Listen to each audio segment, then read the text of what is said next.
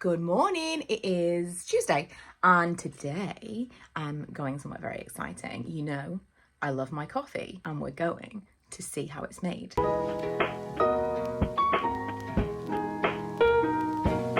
Today's video is sponsored. I went to visit Taylor's of Harrogate and had a fantastic day. Learned so much and can't wait to share it with you in the first half of this vlog.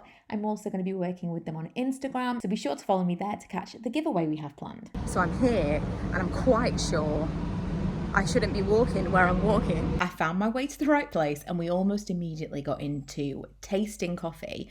And there's this thing that they do there where they kind of really aggressively slurp and it helps to like, I don't know, savor it, taste it, smell it, everything all at the same time. Knowing that this is his job. I'm going to have to listen out for that now. Then it was my turn, and safe to say, I didn't do very well. Just a really aggressive. I definitely do it just from that. Okay, I mean that was a 2 out of 10. How did that? My chest made a noise that I heard in my stomach. It is sweet. So it starts like this, and then there's 2 of these inside, and this is like a little shell that they come in. These are all of the notes. This is fascinating, but these are all of the notes that they have to identify in the beans. Like, I knew it was going to be involved, but this is bananas, literally.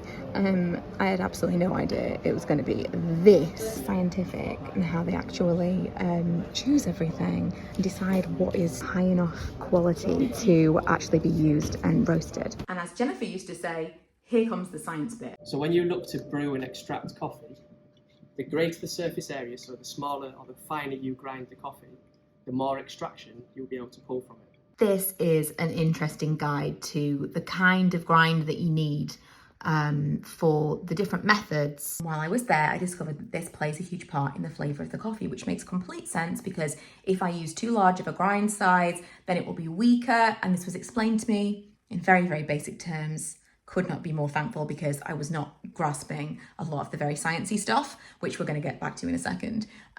Basically, the larger the grind size, the less surface of each grind the water has to touch. If it's a small grind size, then it's touching more of each coffee grind. And so it's a more strong flavour that eventually gets through to the end result. What we've got here is we've got the temperature of the bean as it goes in. Beans go through reactions at different points. At some point, first crack, the steam basically breaks the walls of the cell and explodes out, and that sound you can hear, because it sounds like that, is the beans cracking. It's popping. I don't know if you can hear that. I do think this is performative at this point. I think that you do this to people, and it's not really a thing. I tried so much coffee, you can only imagine how caffeinated I was by the end of the day. But at this point, I was trying different grind size of the same coffee to see how much difference it really made. There's some complexity in there. It's a nice cup. You could sit and drink that. Everything's fruity now. Yeah, that's the I'm coffee seeing everything use. differently. Then we tried cold brew. We tried it just completely concentrated and then with water, and there was quite a considerable difference. It already was smelling it. Yeah. It's kind of sweet smelling.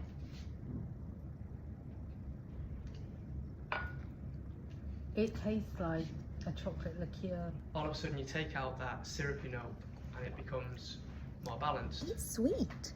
and you get that aftertaste because you've opened stuff out with the water. I've been kitted out in some beautiful protective gear. So after a morning of theory, I actually got to have a go myself. So we're currently roasting a small batch of coffee that came, it's incredible. Let me show you what this coffee starts out as. Green beans, the smell is really, really intense. Then you sieve it through here to make sure there's no impurities or anything, or any like little bits that shouldn't be in there beyond the beans. Goes into this, it's now roasting. It's gonna come out here, which is very exciting. But the most bizarre part of the whole thing to me was that this is all done by computer. A little bit exciting. I roasted these beans. Just excuse my gratuitous slow-mo shots because these are beans I roasted myself. So this is how it starts, and then steadily through the roasting process, and then this is the final bean, which is still quite warm. But you can see the difference in size between these and these, they've kind of popped and expanded. Then I got to pack up my roasted beans, used a slightly terrifying heat sealer so that I could take them home. And then the lovely Nicola tried to teach me how to do latte art. Right, so a little base. That's it, and then a little swirl on there. This swirl. is like rubbing your tummy, is that it? Yeah, this is totally. Okay. So Right. you're going to start nice and high. Now you've got to do confident pour, not that high. A bit lower. Nice and high, not that high. Do a circle round. No, I've lost it already. There you go. Just have confidence. Pour, Okay. Pour nice, that's it. Then you go right down to your tips, almost touching the coffee. Keep pouring. Stay still. And just keep pour. Stay still. Oh, still. Pour. Faster, faster. And then draw a line through it. It's good. This isn't bad. Do you know what? Can you That's turn not it round, terrible. right? That is not Are you right-handed terrible. or left-handed? Oh, well, Right-handed. I'm right-handed. So when did I you- do that weird? Yeah, no, so when you drink your drink, your heart's looking at you. That's not terrible. Little did I know it could only get worse. That was so much fun and so interesting. I have come away with some stuff to try at home, so we'll give that a go. A little background that might be of interest. Taylors have a commendable dedication to sustainability and work with their suppliers to support the development of those communities, as well as improve the quality of their coffee. They're currently working on a particularly lovely project right now in Sippy Falls, and if you want to find more about that, there's loads of information at taylorsimpact.com, and I will of course leave that linked for you below. Hello, have you come to help me carry some things from the car?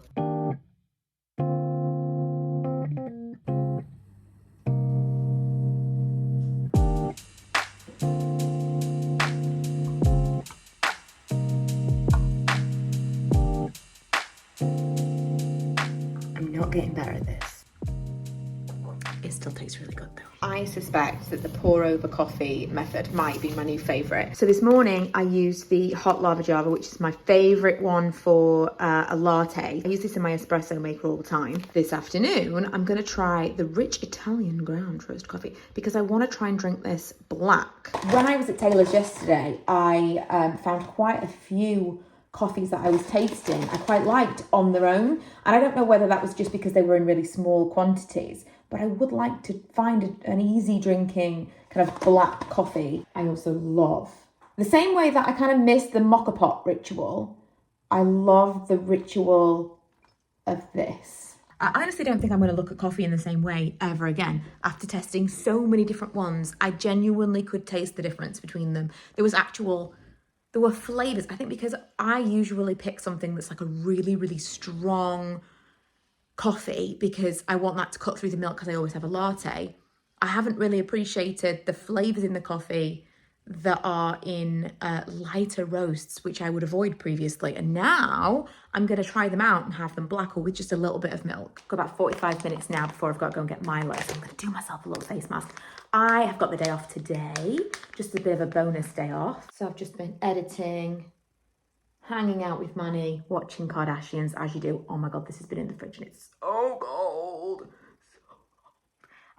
Might or might not have been practicing my latte art. I can't do it. I don't think I've got the patience. I have got the determination and I really want to be able to do it. So, you know, I'll keep you posted. I won't put you through me trying because it will just be painful, but for us all. But I will keep you posted if I actually ever manage. I mean, if I ever actually manage to master it, you'll never hear the end of it. I am going to need a little bit of milk. Before I say goodbye for today's vlog, I do just want to say thank you to Taylor's for inviting me. It was an amazing day. I learned so much. It was so interesting. I knew absolutely nothing about coffee. I don't know what I thought I knew, but I knew nothing. Everyone was so friendly. It was just a really, really good experience, and hopefully those of you at home watching found it just as interesting as I did. So thank you guys for watching as well. I will leave everything relevant linked in the description bar, and I will see you guys next time.